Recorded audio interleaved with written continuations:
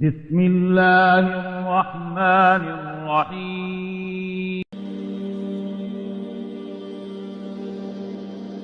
Let us talk about what was the inspiration behind Sahih al Bukhary. The first, he tells us of a story that he had as a young man. The story that he had as a young man. And he tells us that when he was a young man, he saw in his dream the Prophet ﷺ, and Bukhari was standing in front of the Prophet ﷺ, and there were flies coming. And Imam Al Bukhary was standing there warding off the flies, protecting the Prophet ﷺ from these flies. When he woke up, he asked his Shaykh what this dream meant. And the Shaykh said, you will ward off fabricated hadith from the Prophet ﷺ like these flies basically. Your job in life is to protect the Prophet ﷺ from these pesky flies that are trying to come to him but have nothing to do with him. And this is hadith falsely ascribed. These are fabricated hadith. So Imam Al Bukhary got the idea of basically specializing in hadith. And then as for the idea of actually writing Sahih Al Bukhary, this came to him from his famous teacher Ishaq ibn Rahweh. Ishaq ibn Rahweh, another famous Persian scholar of hadith and one of the giants of hadith of his time, that once Ishaq ibn Rahweh was teaching his students, Bukhari was his primary student, and he happened to mention that it would be such a good idea if somebody wrote a book concentrating only on the Sahih hadith. So Imam Al Bukhari said, that idea entered my heart as a young student, and I retained it until I was able to do it. So this was his idea, to write a book of only Sahih hadith, and it took him a total of 16 years to write it. And he compiled it primarily in the city of Basra, where he lived for 5 years, and he performed Hajj every year, and he's sifting through over 600,000 hadith that he had memorized. 600,000. He is sifting through and trying to find those ahadith that fit the match the most perfectly to write his Sahih. Then during the last few years of writing the Sahih, he moved to Medina because he wanted to have the blessings of living in Medina. And especially in the last year of those 16 years, he spent his entire time going over and re-editing and revising. So his entire day and night is dedicated for Sahih al-Bukhari. And he told his students later on that for every single hadith that I chose, I made special wudu and I prayed 2 raka'ah istikhara in the rawdah of the Prophet ﷺ for every single hadith. So there's a spiritual element here as well. It is narrated that towards the end of his life, Imam Al Bukhari was going on a journey to make a purchase, some business transactions. Obviously Bukhari had to dabble a little bit in business, and so he went on a ship to go to a land, we don't know to purchase what, but he had with him a good amount of money, 10,000 dinars. 10,000 gold coins is probably like maybe $250,000. That's a lot of money, like 10,000 gold coins, he had them.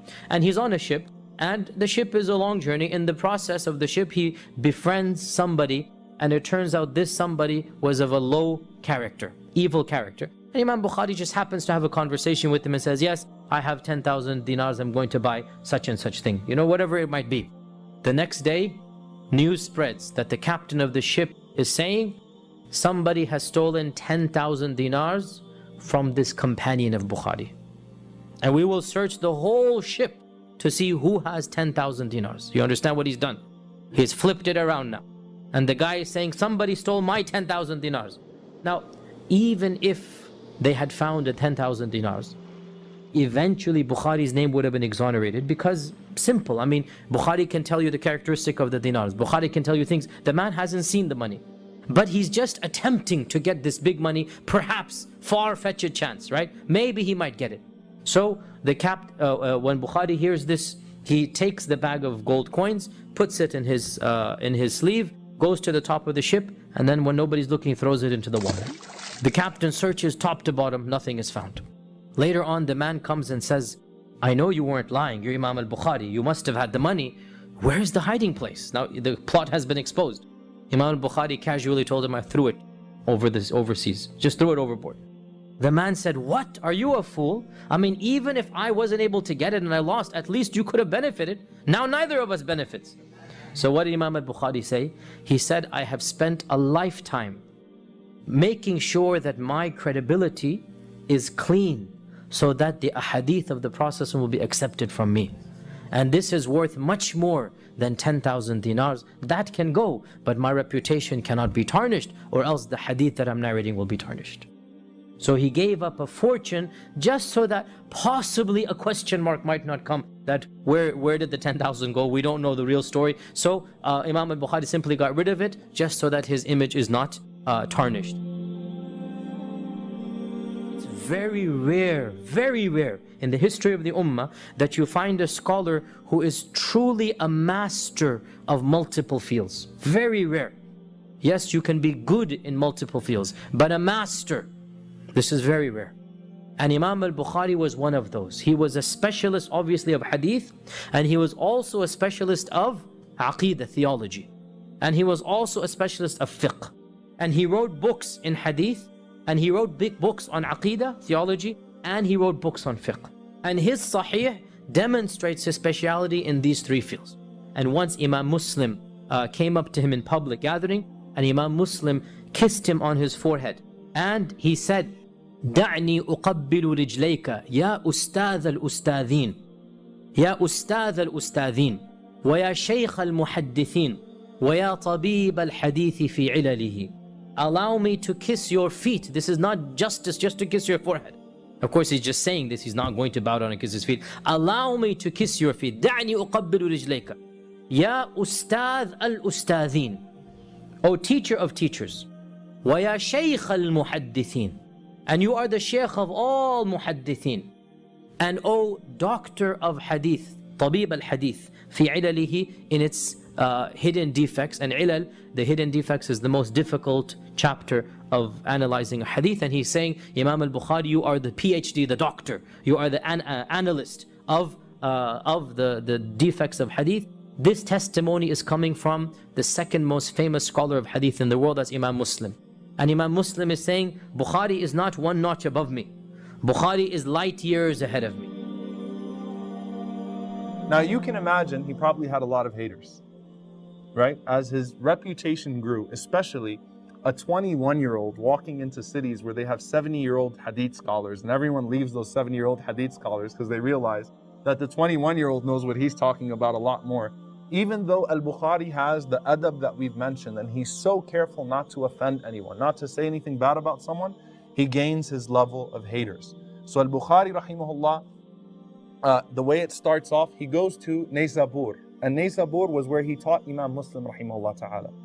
There was a great scholar there, a great hadith scholar there, by the name of Yahya al-Dhuhali. Yahya al-Dhuhali was considered the greatest muhaddith of that city, right? And one of the greatest muhaddithin of the time. And he was the primary teacher of Imam Muslim until Imam Al Bukhary came along.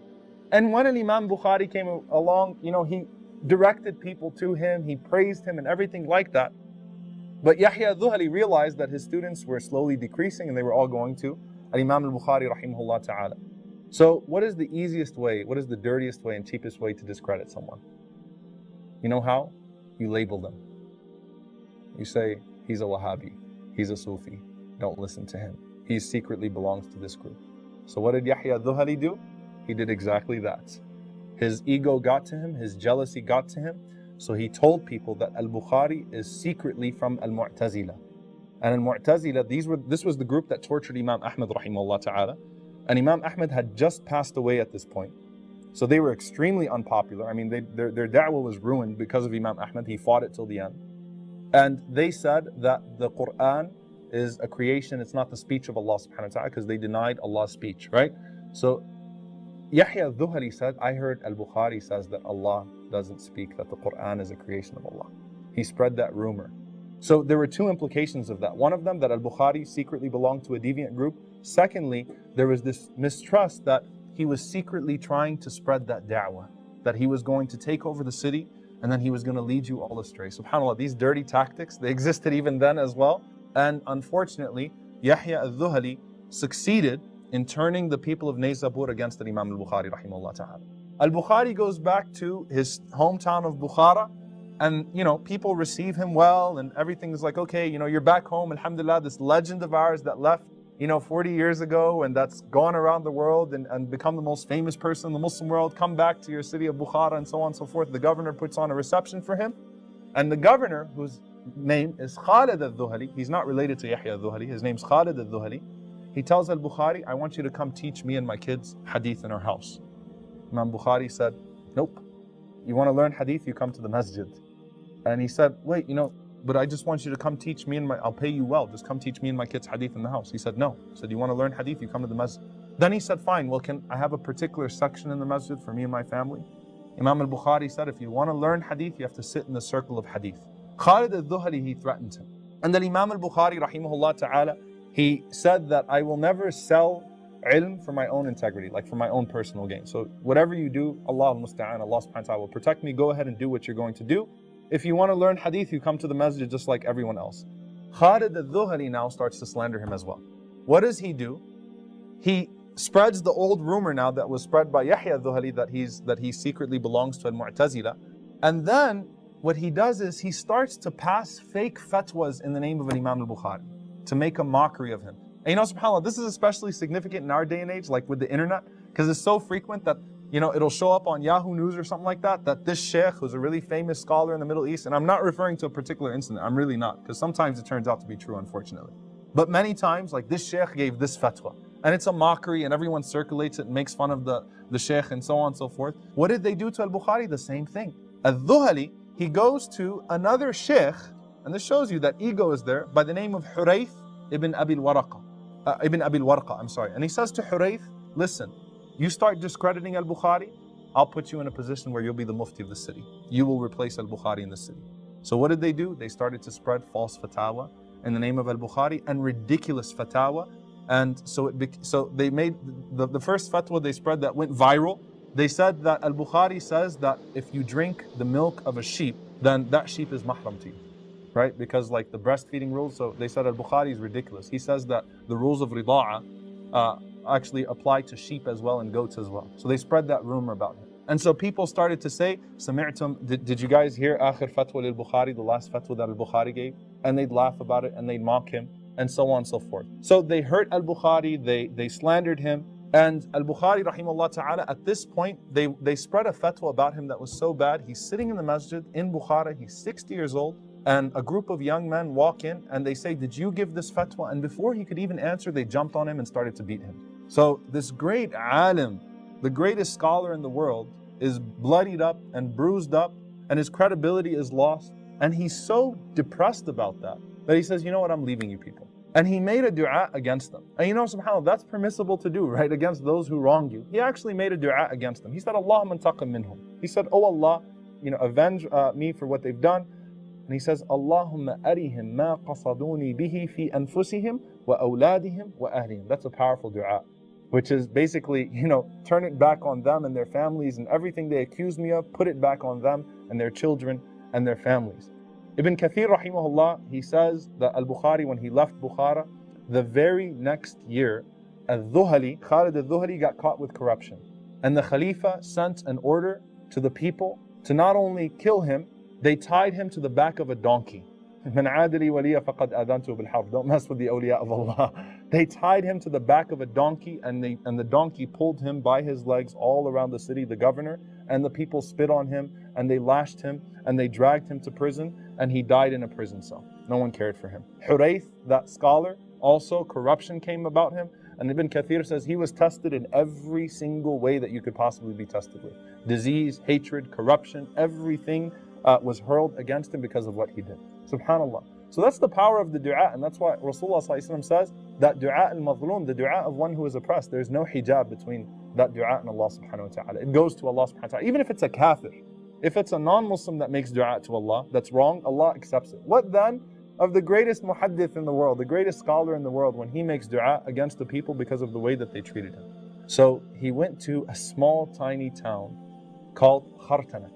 Khartanak, he had a few relatives there. It was on the outskirts of Bukhara. It was between Bukhara, Samarkand, just kind of alone. I mean, he's so disgusted with the way he's been treated by these different people. And this is very significant. SubhanAllah, this man, who's an ayah of Allah subhanahu wa ta'ala, a sign of Allah subhanahu wa ta'ala. I mean, one of the most fascinating human beings that's ever walked the face of the earth. And he was rejected and turned away by the people. And bad things started to happen to those cities, by the way, when they did that to him. And Imam Al Bukhary rahimahullah just went to Khartanak, and in his last year, when he's 62 years old, he spends Ramadan just with some of his relatives in Khartanak. And Abdul Quddus ibn Abdul Jabbar, he says that I heard him in the last 10 nights of Ramadan making dua. And he says, Allahumma qad daqat alayya al-ardu bima rahubat, faqbidni ilayk. That, oh Allah, the earth, though it's expansive, it's suffocating. I mean, the people, I'm being rejected from all sides. I'm being turned away from all of these cities. Again, the name calling, the slandering, the labels, right? That people that are low have to resort to. And they think they'll crush his legacy and they'll have a legacy instead. But instead, they have no legacy. And it only further helps us appreciate this man al-Bukhari. And remember, this is the man who narrates in the very beginning of his book, إِنَّمَا الْأَعْمَالُ بِالنِّيَّاتِ, that actions are but by intention. So if this is sincere, Allah subhanahu wa ta'ala will accept.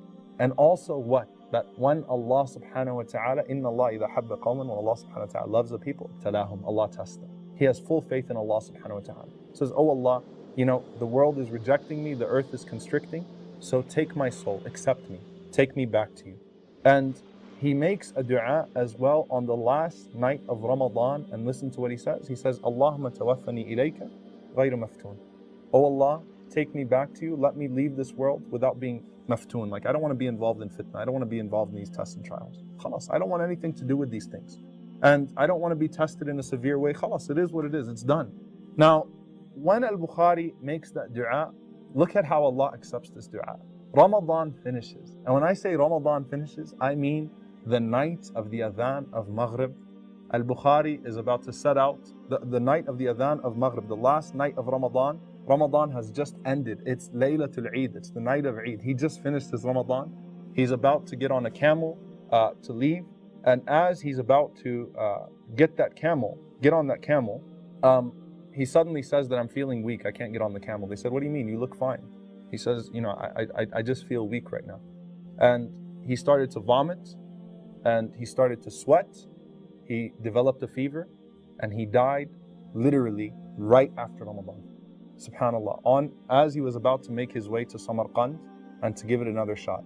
Shunned by people, rejected by people, just with a few relatives around him, this man passes away.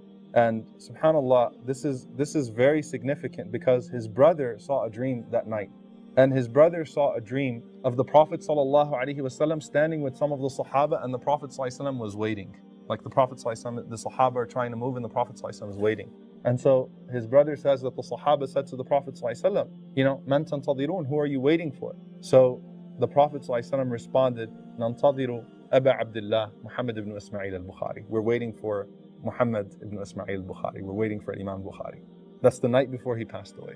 And Imam Al Bukhari rahimahullah ta'ala, he leaves this world, he passes away on that night, and that was Shawwal, the first day of Shawwal, in the year 256 after Hijrah, at the age of 62 years old. Now subhanallah, when the people of Samarkand heard that he died and they heard that he was going to make their way to them, they came and they took his body and they brought him to Samarkand and they prayed janazah on him after Eid al-Fitr in the thousands. One of the largest janazahs in Islamic history. So subhanAllah, even though the people tried to turn him away, his janazah is one of the largest in Islamic history. And when they went to open his grave, which is now modern day Uzbekistan, still the grave of Imam Bukhari, there are unfortunately a lot of rituals there too as well. But when they went to open his grave, they had a strong scent there, a strong scent of musk that was there. Until today, that scent is there. Until today, the grave of Imam Al Bukhari rahimahullah has a strong scent to it. And this is Imam Al-Dhahabi rahimahullah says, he actually quotes all of the years that people went to visit and they documented the scent is still there. The smell is still there. The smell is still there. This man that defended the Prophet ﷺ, that left behind, and just think about it. The Prophet ﷺ said that one of the things that a person leaves behind that benefits them is ilmun yuntafa'u bihi, knowledge that benefits the people.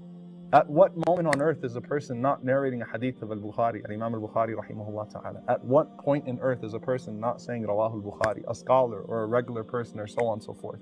You know, this is the greatest legacy that has been left behind of knowledge after the Prophet ﷺ, and his companions. And when Al-Bukhari passed away, you remember that dream he had when he was a kid, putting his foot in the footsteps of the Prophet ﷺ? Muhammad ibn Abi Hatim had the same dream. Najm ibn Fudayl ibn Ayyad, he had the same dream. All of his colleagues and all of his students start to see the dream of their teacher, Imam Al Bukhary putting his footsteps in the footsteps of the Prophet ﷺ. This time he follows him. نحسبه كذلك. We hope that that's the case into Al-Jannah, into the ranks of Al-Iliyeen, those that are held in high rank. And we ask Allah subhanahu wa ta'ala to have mercy upon him, to accept everything that he's done for the sake of Allah subhanahu wa ta'ala, to accept all of his effort for us. And we ask Allah subhanahu wa ta'ala to accept his sincerity and to make this a legacy that we can benefit from inshallah ta'ala, and that we can continue with bi'idhnillahi ta'ala.